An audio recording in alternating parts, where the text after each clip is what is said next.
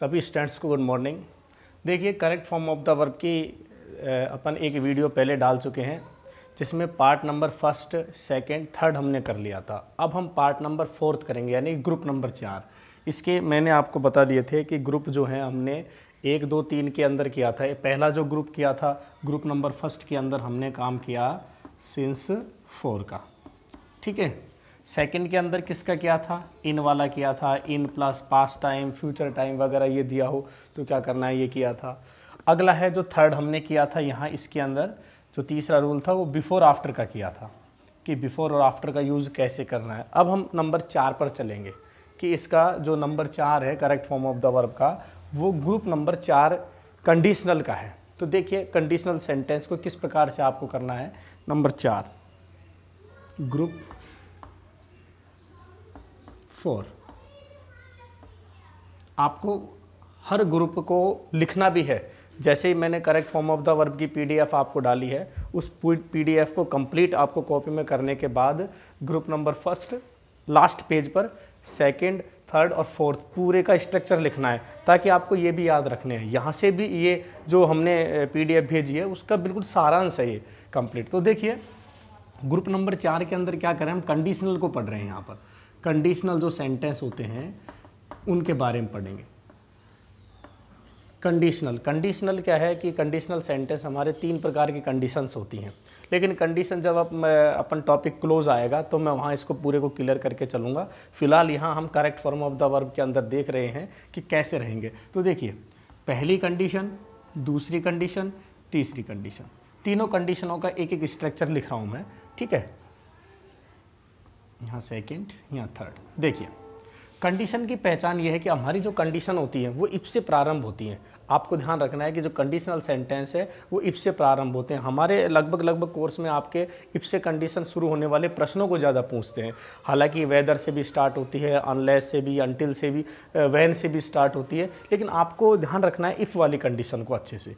देखिए इफ़ से भी स्टार्ट होती है, ये व्हेन से भी स्टार्ट हो जाती है, ये वेदर से भी हो जाती है, वेदर से स्टार्ट, ठीक है। और एक अनलेस, मैं यहाँ इसको अनलेस से भी स्टार्ट कर देता हूँ आपको। ये पहली कंडीशन है। पहली कंडीशन इन चारों से प्रारंभ होगी।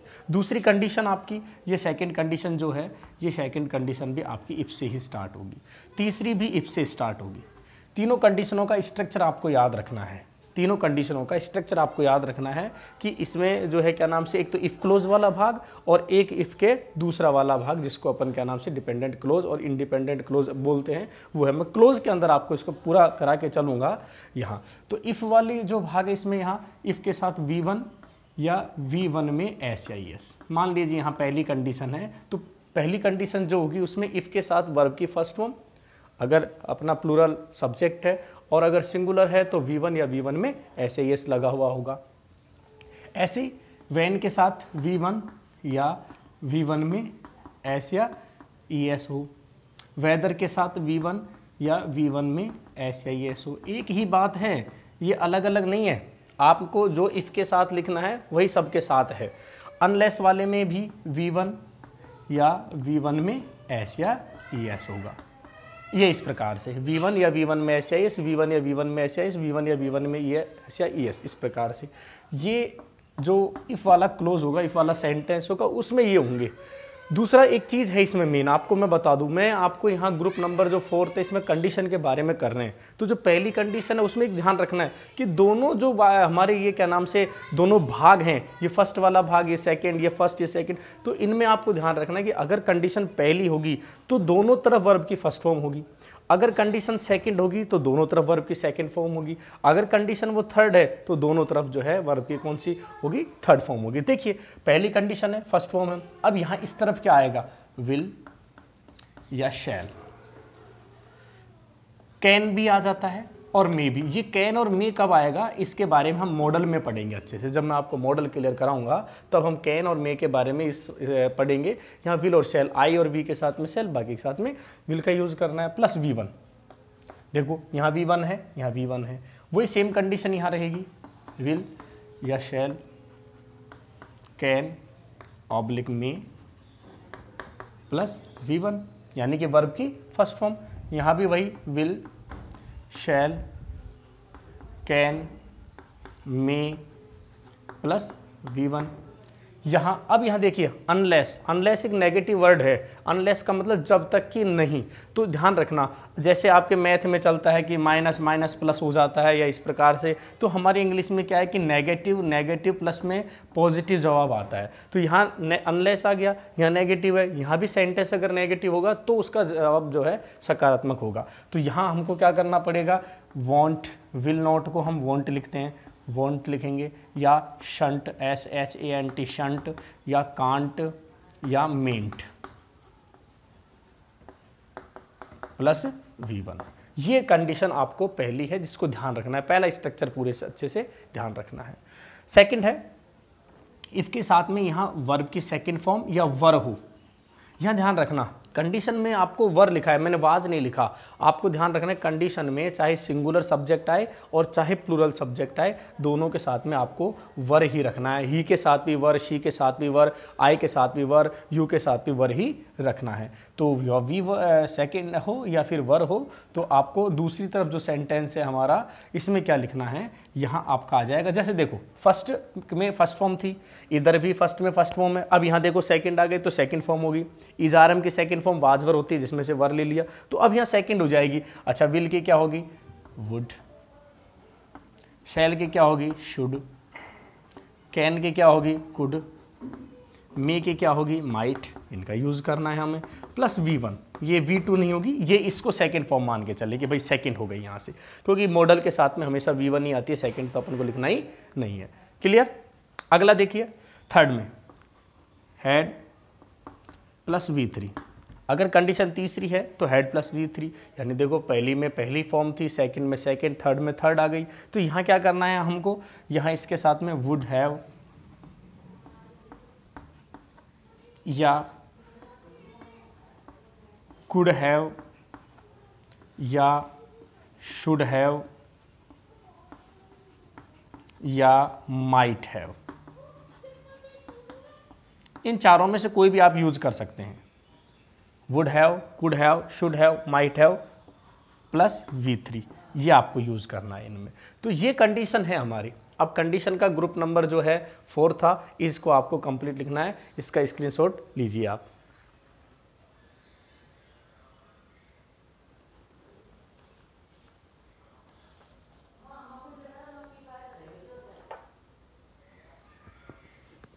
देखिए अब ग्रुप नंबर 4 कंप्लीट हो गया। अब हम ग्रुप नंबर 5 पर चलते हैं। इसके इन चारों को आपको अच्छे से लिखना है, ठीक है।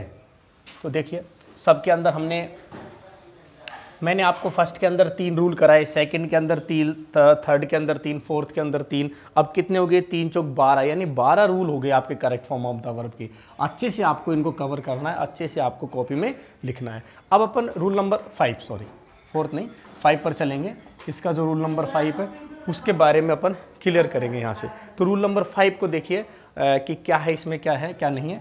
तो देखिए नंबर 1, यदि किसी भी सेंटेंस में, यदि कोई हमारा सेंटेंस उसमें ऑलवेज आपने पढ़ भी रखा है, कोई नई चीज़ नहीं है यहाँ पर। Correct form of the verb आप कक्षा 8th में भी पढ़ा है, कुछ 9th में भी पढ़ा है, और 10th में तो पढ़ ही रहे हैं। मैंने आपको PDF पूरी कंप्लीट भेज दी। तो अब हम कुछ वर्ड सीख रहे हैं, ऑलवेज, ऑफन, बहुत सारे वर्ड है ये, लेकिन जो चुनिंदा वर्ड्स जिनको एग्जाम में बार बार वह कवर करता है, जिनको बार बार एग्जाम में वो पूछता है, उनके बारे में देख रहे हैं। ऑलवेज, ऑफन, रेगुलरली,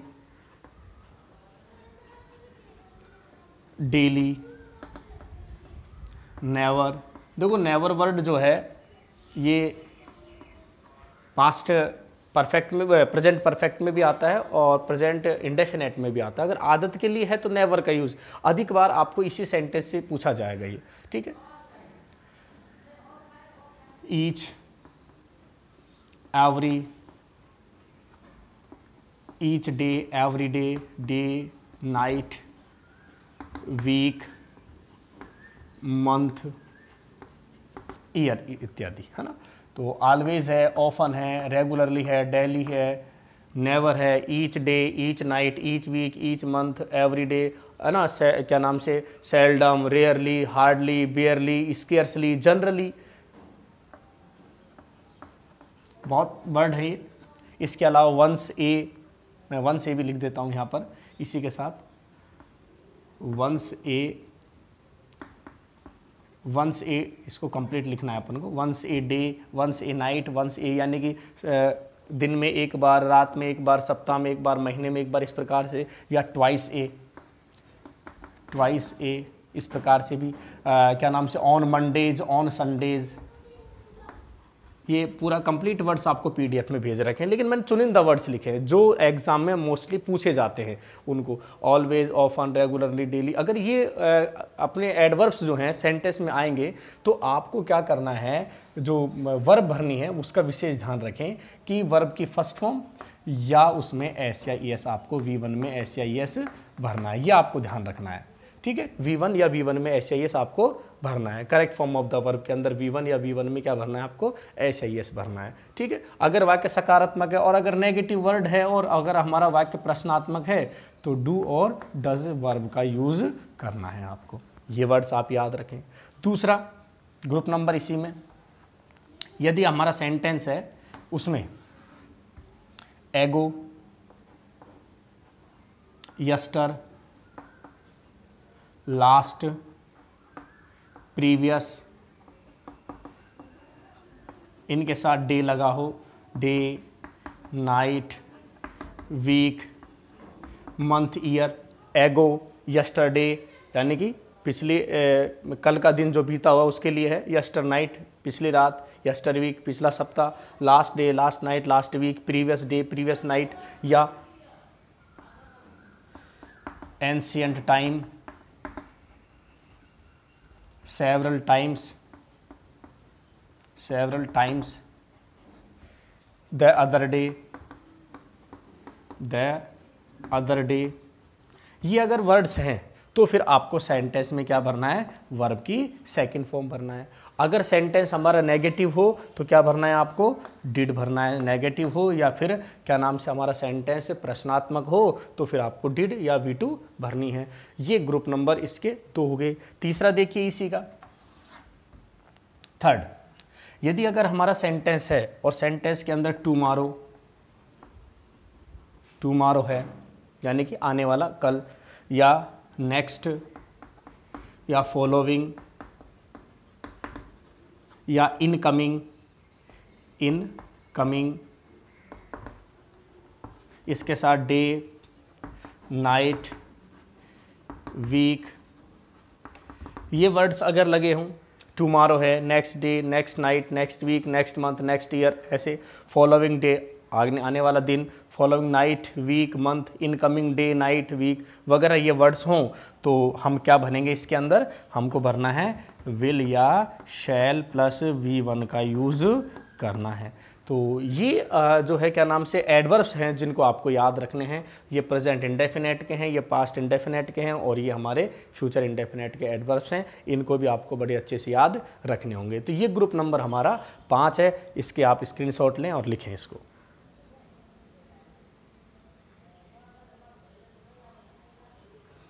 हाँ भाई, देखिए ग्रुप नंबर 5 ये आपने किया। इनको सबको लिखना है आपको लास्ट में, ठीक है। सबको आपको इनको लास्ट में लिखकर चलना है। इनको सबको आपको क्या करना है, कॉपी में उतारना है पीछे। इनको आप एग्ज़ाम टाइम में या जब आप पूरे की समरी करेंगे तो आपको ये यूज़फुल होंगे। इनको आपको याद करना है। अब ग्रुप नंबर 6 पर चल रहे हैं हम। देखिए ग्रुप नंबर 6, और देखिए अगर इससे संबंधित किसी प्रकार की कोई समस्याएं हैं, आपको मान लीजिए कि किसी प्रकार की कोई प्रॉब्लम्स है इससे संबंधित, तो आप बिल्कुल कांटेक्ट कर सकते हैं। मेरा नंबर है, मैं आपको ग्रुप से जोड़ भी दूंगा। और जिन्होंने नहीं 9460116371 इस नंबर पर आप बिल्कुल पूछ सकते हैं कि सर हमें ये प्रॉब्लम है, हमें सर ये बता दीजिए, तो मैं आपका वो समाधान करने के लिए रेडी रहूँगा। क्लियर है। अब हम ग्रुप नंबर 6 पर चलते हैं। ग्रुप नंबर 6 पर correct form of the verb के ग्रुप नंबर 6 पर देखिए, यदि वाक्य में यदि कोई हमारा सेंटेंस है उसके अंदर जैसे at this time, at this time, at this moment, at this time, at this moment, at present, at present, these days, these days, these days, at this time, at this moment, at present, these days, today, now, still now, nowadays, now A days, currently. Next, अगर किसी words में, अगर किसी word के साथ में, ऐसे जैसे बहुत सारे वर्ड हैं, लिसन है, हार्क है ना, किसी वर्ड्स के साथ में ऐसा कोई आपके एक्सक्लेमेटरी साइन लगा हो, एक डंडा और नीचे देखो बिंदी, जिसको अपन एक्सक्लेमेटरी साइन बोलते हैं, विस्मयादिबोधक चिन्ह बोलते हैं, अगर ऐसा लगा हो तो आपको क्या भरना है उसके अंदर? देखिए, तो हमको उस सेंटेंस के अंदर is, are, M plus V1 में ing आपको भरना होगा। अगर सेंटेंस में at this time, at this moment, at present, these days, today, now, still now, nowadays, currently, ठीक है, हार्क, लिसन, वॉच, बिहोल्ड, बहुत सारे वर्ड्स हैं ऐसे, आपको मैंने PDF में कंप्लीट वर्ड्स लिखा रखे हैं, ये हो तो इज RM प्लस V1 में क्या भरना होता है? हमको ing भरना होता है। ये छठे का पहला हो गया। अब देखिए इसी का अगला, नेक्स्ट, मान लीजिए किसी सेंटेंस में यट,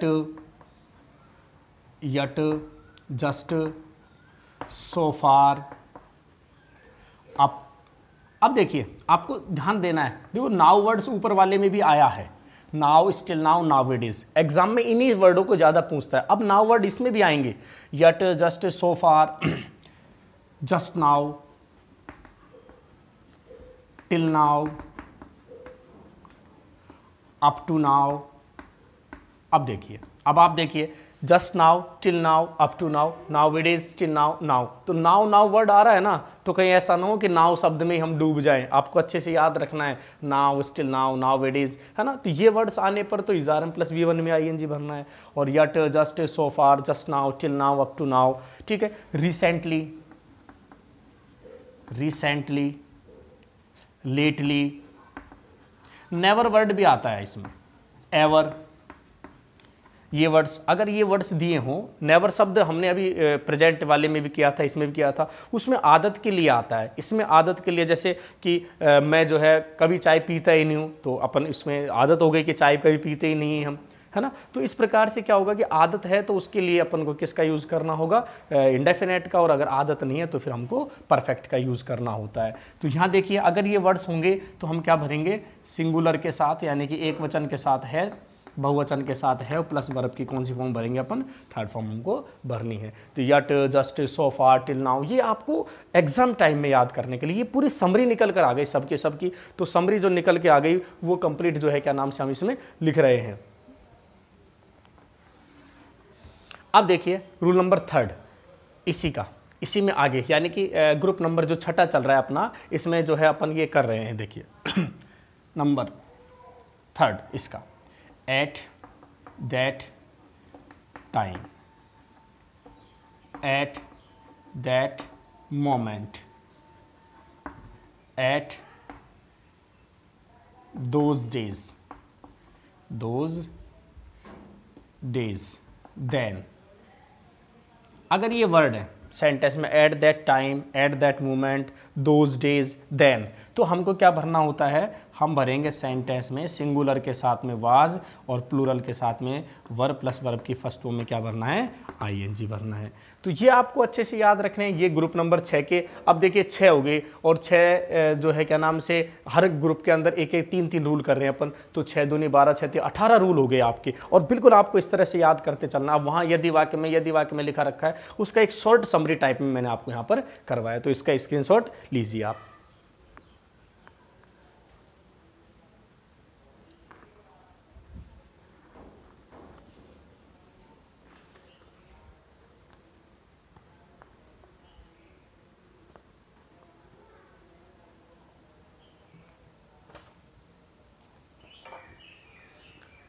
अब देखिए ग्रुप नंबर 7 इसी का, नेक्स्ट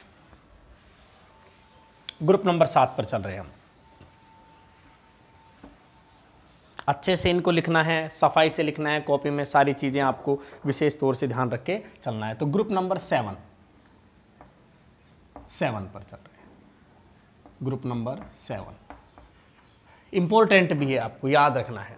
देखिए 1 2, देखिए अगर कोई सेंटेंस है हमारा, वो सेंटेंस के अंदर वैन है, सेंटेंस में वैन है प्लस सब्जेक्ट है और उसके बाद में जो वर्ब है उसमें वर्ब की सेकंड फॉर्म है। देखिए सेंटेंस अच्छे से समझे, वैन वाला एक क्वेश्चन जरूर आएगा, डेफिनेट आएगा एग्जाम में, आपको विशेष तौर से ध्यान रखना है। अगर वैन है, वैन के बाद सब्जेक्ट है, I we you they he she it name, कोई भी सब्जेक्ट नाउन या प्रोनाउन होता है वो हो, या वी टू हो वर्ब की सेकंड फॉर्म। एक दूसरा सेंटेंस ऐसा ही सेम, सेंटेंस में वैन हो प्लस सब्जेक्ट हो प्लस में V2 हो, फिर हमने V2 लिख दिया, लेकिन ये V2 जो है ये बी का रूप होना चाहिए।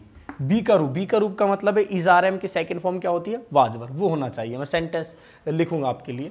तो यहाँ ऊपर वाले जो सेंटेंस है उसमें हमको भरना है, यहाँ से मैं सीधा ही आपके लिए पूरी कंप्लीट जो है हेल्पिंग वर्ब लिख देता हूँ और ये लिखने की मुझे आवश्यकता नहीं है। तो देखिए यहाँ से V2 दे रखा है, तो इसके बाद में हम यहाँ लिखेंगे हैड प्लस V3, या तो आपको ये भरना है या आपको भरना है वाज वर प्लस V1 में ING। अब आप सोच रहे होंगे सर दो कैसे भरें हम। देखिए अगर कोई सेंटेंस कंटिन्यू में चल रहा है, कोई काम कंप्लीट जो है चल रहा है या अभी अभी खत्म हुआ है तब तो ये भरेंगे, और कंटिन्यू में चल रहा है तो फिर ये भरेंगे। अभी मैं इसके एग्जाम्पल आपके सामने लिखूंगा। और इसमें अगर यहाँ पर ये है क्या नाम से van plus subject plus V2 हो, तो बाद में हमको क्या भरना होगा, V2 भरनी होगी। जैसे देखिए मान लीजिए van I entered in the class. देखिए वैन है, ये रहा वैन, क्लियर। उसके बाद सब्जेक्ट देखिए आई दे रहा, उसके बाद V2 है entered, ENTERED, when I entered. कम ऊपर वाला स्ट्रक्चर लिखा है मैंने, नीचे वाला नहीं लिखा, ठीक है, नीचे वाला भी लिखेंगे। Van I entered in the class, जब मैंने कक्षा में प्रवेश किया, तो हेड प्लस V3 अब ये आपको भरना है। जैसे मैंने कक्षा में प्रवेश किया, the students make a noise. अब ये आएगा। अब देखिए सेंटेंस में आपको हेड प्लस V3 भर सकते हैं और वाजवर प्लस ING। मैंने कहा कंटिन्यू में चल रहा है तब तो वाजवर भरना है, और अगर काम पूरा हो गया, जैसे मैंने कक्षा में प्रवेश किया और लाइट चली गई, तो काम कंप्लीट। अब ऐसा थोड़ी कि लाइट धीरे धीरे जाएगी कि हाँ भाई अब जा रही है, ऐसा नहीं होगा। कंटिन्यू हो तब तो ये भरना है, और अगर वो काम तुरंत ही समाप्त हो रहा है तब अपन को ये भरना है। तो क्या कह रहा है कि जब मैंने कक्षा में प्रवेश किया तो विद्यार्थी क्या कर रहे थे, शोर कर रहे थे। ऐसे थोड़ी कि मैंने कक्षा में प्रवेश किया और बच्चों ने शोर करना शुरू कर दिया, ऐसा नहीं। तो यहाँ कंटिन्यू में काम चल रहा है ना, या क्या नाम, जैसे मैंने कक्षा में प्रवेश किया तो विद्यार्थी जो है अपने क्या नाम से ड्राइंग कर रहे थे, बना रहे थे, स्टडी कर रहे थे। तो अगर कोई काम कंटिन्यू में है तो वाजवर, कंप्लीट हो गया तो हेड प्लस V3। तो यहाँ क्या भरना है, students were making a noise, ठीक है, इस प्रकार से। और नीचे वाले में देखिए when she was in her village. अब देखिए मैंने लिखा वैन के साथ ये सब्जेक्ट आ गया, प्लस बी का रूप वाज या वर में से आ गया। When she was in her village, जब वह अपने गांव में थी या जब वह अपने गांव में रहती थी या थी, तो सी ईट पिज्जा डेली, तो वह प्रतिदिन क्या करती थी, पिज्जा खाया करती थी यहाँ पर। तो अब यहाँ क्या भरना है अपन को, देखिए सेंटेंस तो ये भी है, लेकिन इसमें वर्ब की सेकंड फॉर्म में बी का रूप है, और यहाँ जो है बी का रूप नहीं है, तो यहाँ क्या भरना है आपको, एट भरना है। सी एट पिज्जा डेली। ये आपको वैन वाले रूल भी आपको याद रखने हैं। तो correct form of the verb में आपको इन चीज़ों को विशेष ध्यान रखना है। तो मैंने आपको correct form of the verb जो है इसकी PDF भेज दी है, इसके कुछ रूल्स करा के आपको ये PDF कर दिया है। अगर आपको किसी प्रकार की प्रॉब्लम्स है तो आप विद्यालय में भी आ सकते हैं, विद्यालय में भी जो है आप क्या नाम से आकर का किसी चीज़ के बारे में पूछ सकते हैं। मैंने आपको फ़ोन नंबर लिखे, इन पर आप कंसल्ट कर सकते हैं। अब मैं आपको एक ग्रामर का टॉपिक करा दिया, अब मैं एक पोएम पढ़ाऊंगा, फिर उसका वर्क भेजूंगा, फिर उसके बाद एक लेसन पढ़ाऊंगा। तो अब कंटिन्यू आपका वर्क चलता रहेगा। एक टॉपिक आपका इंग्लिश ग्रामर का कंप्लीट हो चुका है। कॉपी में अच्छे से करें, और जो छात्र कॉपी में काम कर लें वो उसकी PDF मेरे नंबर पर भेजें, ताकि मैं देख सकूँ हाँ बच्चों ने बहुत अच्छा वर्क किया है। काम की कॉपी आप ग्रुप में भी भेज सकते हैं, ठीक है। इन चीज़ों का आपको विशेष ध्यान रखना है और अच्छे से स्टडी करना शुरू करें। ऐसा नहीं सोचे कि एग्ज़ाम नहीं होगी, एग्ज़ाम होगी आप, और धीरे धीरे आप कवर करते जाइए, पढ़ते जाइए, ताकि अच्छे नंबर आप प्राप्त करें, ठीक है। Okay, thanks.